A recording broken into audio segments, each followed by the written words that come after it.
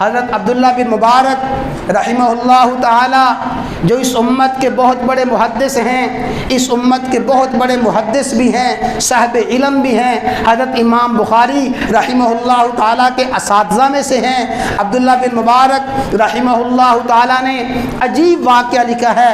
عبداللہ بن مبارک کا حیران کن واقعہ فرماتے ہیں، میں ایک سال حج سے واپس اپنے وطن کی طرف آ رہا تھا، حج میں نے کر لیا تھا، واپس آ رہا تھا، اپنی سواری پہ سوار تھا، جیسے اس زمانے میں سفر ہوتا تھا میں سفر کر رہا تھا۔ سفر کرتا کرتا ایک مقام پہ پہنچا، میں نے ایک بوڑھی عورت کو دیکھا، بوڑھی عورت سر راہ بیٹھی ہوئی ہے، تنہا بیٹھی ہوئی ہے، اکیلی بیٹھی ہوئی ہے۔ میں نے دیکھا تنہا عورت، اکیلی عورت جنگل بیابان میں بیٹھی ہے۔ میں نے اسے کہا السلام علیکم ورحمۃ اللہ۔ جب میں نے اسے سلام کہا، اس نے پتہ ہے جواب میں کیا کہا؟ اس نے کہا سلام قولا من رب الرحیم۔ میرے سلام کا جواب دیا، قرآن کی آیت پڑھی۔ میں نے کہا عورت تو یہاں تنہا بیٹھی ہے، اکیلی بیٹھی ہوئی ہے، تیرے ساتھ کوئی نہیں ہے؟ اس نے کہا من یضلل اللہ فلا ہادی لہ، جس کو اللہ تعالیٰ راستے سے بھٹکا دے اس کو راستے پہ کوئی نہیں لا سکتا۔ گویا اس نے قرآن پڑھ کے بتایا کہ میں راستہ بھول چکی ہوں۔ میں نے کہا راستہ تو بھول چکی ہے، یہ بتا کہاں سے آئی ہے، کہاں پہ جانا ہے؟ اس نے کہا سبحان الذی اسری بعبدہ لیلا من المسجد الحرام الی المسجد الاقصی، گویا میں مسجد حرام سے آئی ہوں، مسجد اقصی فلسطین کی طرف میں نے جانا ہے۔ اس نے قرآن کی آیت پڑھ کے میرے سوال کا جواب دیا۔ میں نے کہا اے عورت یہ تو بتا تو یہاں کتنے دنوں سے بیٹھی ہوئی ہے؟ اس نے کہا ثلاث لیال سویہ، مجھے 3 راتیں ہو گئی ہیں یہاں بیٹھی ہوئی ہوں۔ میں نے کہا تو یہاں بیٹھی ہوئی ہے تو کھاتی کہاں سے ہے، پیتی کہاں سے ہے؟ اس نے کہا ہوا یطعمنی ویسقین، اللہ مجھے کھلاتا ہے، اللہ مجھے پلاتا ہے۔ میں نے کہا اچھا تو اللہ تجھے کھلاتا، اللہ تجھے پلاتا ہے، میرے پاس کچھ کھانے پینے کے لیے ہے، اگر تجھے طلب ہو میں کھانا پیش کروں، میں کوئی مشروب پیش کروں؟ اس نے کہا اتم الصیام الی اللیل، روزہ رات تک پورا کرو۔ گویا اس نے بتایا میرا تو روزہ ہے۔ میں نے کہا یہ تو رمضان کا مہینہ ہے نہیں ہے، تم نے رمضان کے مہینے کے علاوہ روزہ کیوں رکھا؟ اس نے کہا ومن تطوع خیرا فإن اللہ شاکر علیم، اللہ تعالیٰ فرماتے ہیں نفلی روزہ رکھو گے اللہ بڑا قدردان ہے۔ میں نے کہا اے عورت تو نے سفر میں روزہ رکھا، نفلی روزہ رکھا، حالانکہ سفر میں تو فرضی روزہ چھوڑنے کی بھی اجازت ہے۔ اس نے کہا وَأَن تَصُومُوا خَيْرٌ لَكُمْ إِن كُنتُمْ تَعْلَمُونَ، اللہ تعالیٰ فرماتے ہیں اگر سفر میں فرضی روزہ بھی رکھ لو تمہارے لیے بہت بہتر ہے، اگر نفلی روزہ بھی رکھ لو تمہارے لیے بہت بہتر ہے۔ میں نے کہا عورت تجھے کیا ہو گیا ہے؟ میں تجھ سے جو پوچھتا ہوں تو اللہ کا قرآن پڑھ کے جواب دیتی ہے، تجھ سے میں جو پوچھتا ہوں تو میرے ہر سوال کا جواب قرآن کی آیت پڑھ کے دیتی ہے۔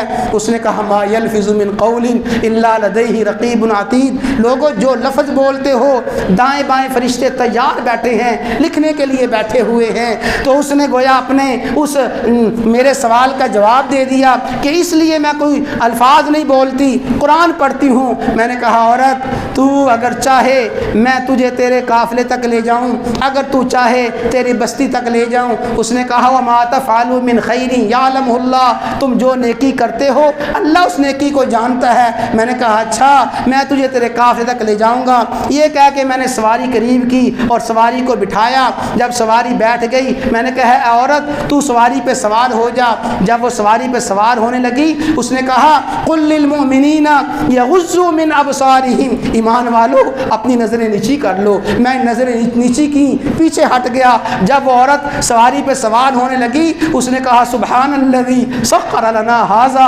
وما كنا له مقرنین، وہ سواری پہ سوار ہو رہی ہے، یکدم سواری اٹھی اور سواری اٹھی وہ عورت گرنے لگی، گرتے گرتے بچی۔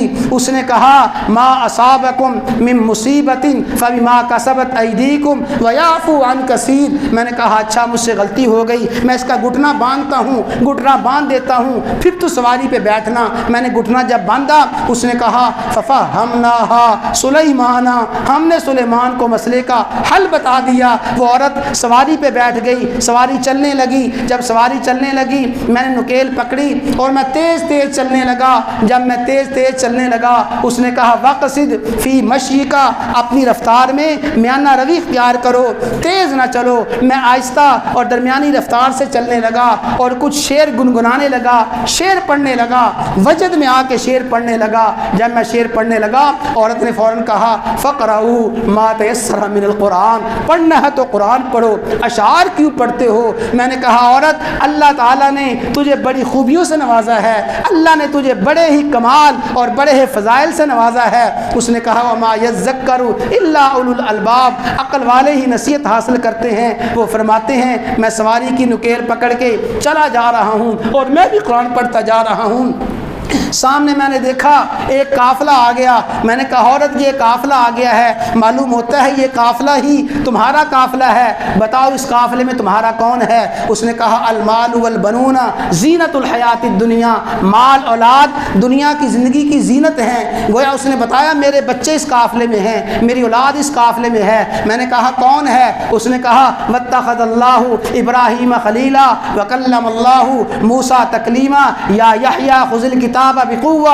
گویا اس نے کہا میرا ایک بیٹا ابراہیم ہے، ایک موسیٰ ہے، ایک یحییٰ ہے۔ جب میں نے بلند آواز سے کہا یا موسیٰ یا یحییٰ یا ابراہیم، تین نوجوان قافلے سے باہر آئے، ان کے چہرے چاند کی طرح چمک رہے تھے۔ انہوں نے آ کے اپنی اماں کو سلام کیا۔ جب اماں کو سلام کیا اماں نے فوراً کہا فبعثوا احدکم بورقکم هذه الى المدینہ، ایک تم میں سے جائے قافلے میں جائے، شہر میں جائے، وہاں سے کھانا لے کے آئے، کھانا لا کے پیش کرو۔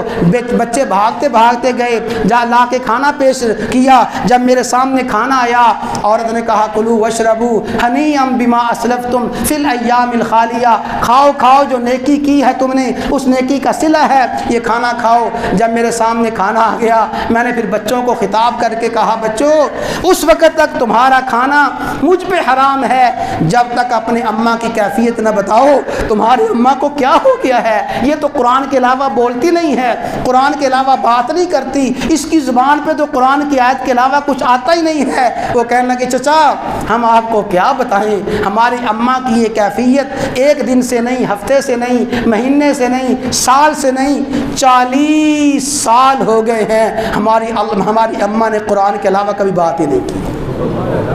کتنے سال؟ 40 سال ہو گئے ہیں ہماری اماں نے قرآن کے علاوہ کبھی بات ہی نہیں کی۔ تو ایسی بے مثال کتاب روئے زمین پہ نہ کوئی ہے، نہ ہو سکتی ہے، اور نہ قیامت تک اور ہمیشہ کے لیے کوئی لائی جا سکتی ہے۔